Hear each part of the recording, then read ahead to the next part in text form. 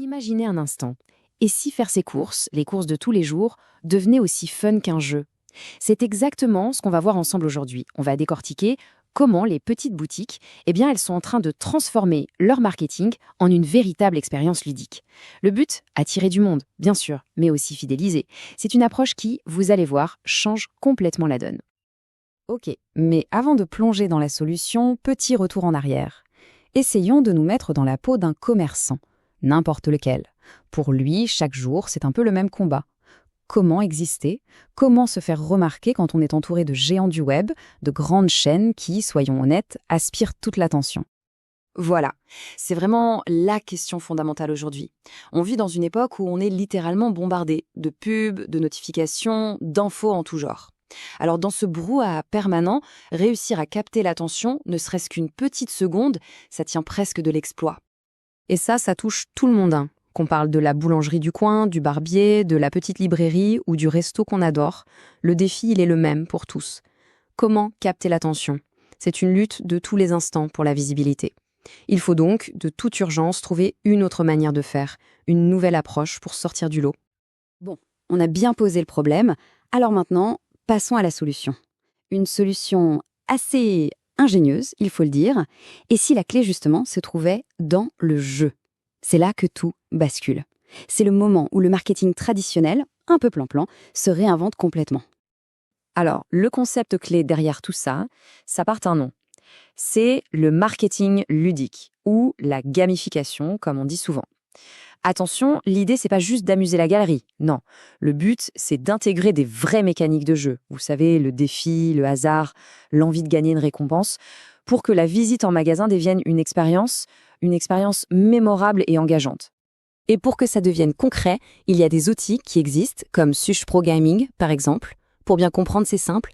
Imaginez la bonne vieille roue de la fortune de la fête foraine, mais en version 2.0, complètement repensée pour aujourd'hui. Il suffit d'un simple scan de QR code et hop, toute l'excitation du jeu, la petite adrénaline de pouvoir gagner quelque chose, ça arrive direct sur le smartphone. Bon, ça a l'air sympa, mais concrètement, comment ça marche? On va aller voir un peu dans les coulisses. On va regarder ce que ça donne, à la fois du côté de la personne qui joue, mais aussi du côté du commerçant, celui qui est aux manettes. Et c'est là que c'est vraiment malin, c'est qu'il y a deux facettes. D'un côté, pour le client, c'est simple. C'est du fun, c'est facile, c'est immédiat. De l'autre côté, pour le commerçant, c'est bien plus que ça. C'est un outil marketing super puissant qui peut adapter comme il veut et qui en plus lui rapporte des données très utiles. Côté client, le parcours est d'une simplicité déconcertante. Faut bien insister là-dessus, hein. Il n'y a aucune application à télécharger. Pas de compte à créer, rien de tout ça. On scanne un QR code, on joue et on gagne. C'est tout.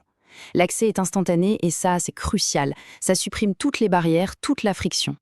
Mais attention, cette simplicité, c'est vraiment que la partie visible de l'iceberg, parce que de l'autre côté du miroir, en coulisses, il y a un tableau de bord super complet pour le commerçant. Et c'est là qu'il a un contrôle total sur l'opération. Et quand je dis contrôle total, c'est vraiment le cas. Le commerçant peut absolument tout personnaliser. Il choisit les cadeaux à faire gagner, bien sûr, il peut changer le look de la roue pour qu'elle corresponde à sa boutique, il peut même régler les probabilités de gain au pourcentage près.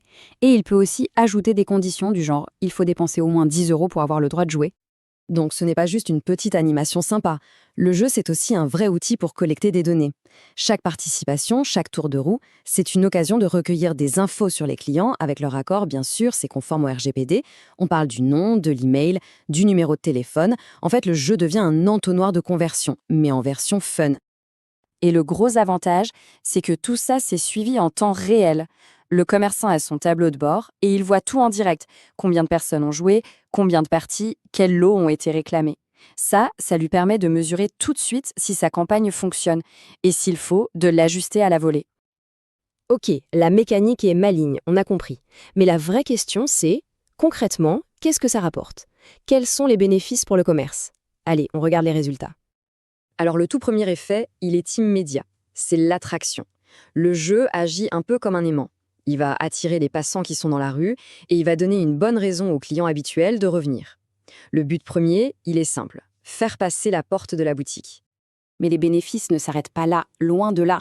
Au-delà de l'attraction, cet outil permet de fidéliser la clientèle, de collecter des données pour envoyer des communications ciblées, d'inciter les gens à laisser un avis sur Google par exemple, ou même, et c'est pas négligeable, d'augmenter le panier moyen. C'est un vrai couteau suisse du marketing local. Et il y a encore mieux. Comme la plateforme collecte la localisation des joueurs, elle est capable de dessiner automatiquement et en direct une carte de la zone de chalandise. En gros, le commerçant voit sur une carte d'où viennent exactement ses clients. Et là, stratégiquement, c'est hyper précieux. Avoir cette carte, ça permet de comprendre son rayon d'action, son ancrage local. Ça peut aider à identifier des quartiers où il y a du potentiel, mais où on est moins présent. Et du coup, ça permet de mieux cibler ses pubs pour être beaucoup plus efficace. Finalement, toute la philosophie derrière cet outil, elle tient en une phrase, conçue par un ancien commerçant pour les commerçants. Et ça veut tout dire. Ça signifie que ce n'est pas un gadget technologique hyper complexe, non, c'est une solution qui vient du terrain, pensée pour des gens de terrain. Elle répond à un vrai besoin, être simple à utiliser et permettre d'être autonome. Du coup, il faut voir plus loin que le simple jeu, la roue, les petits cadeaux.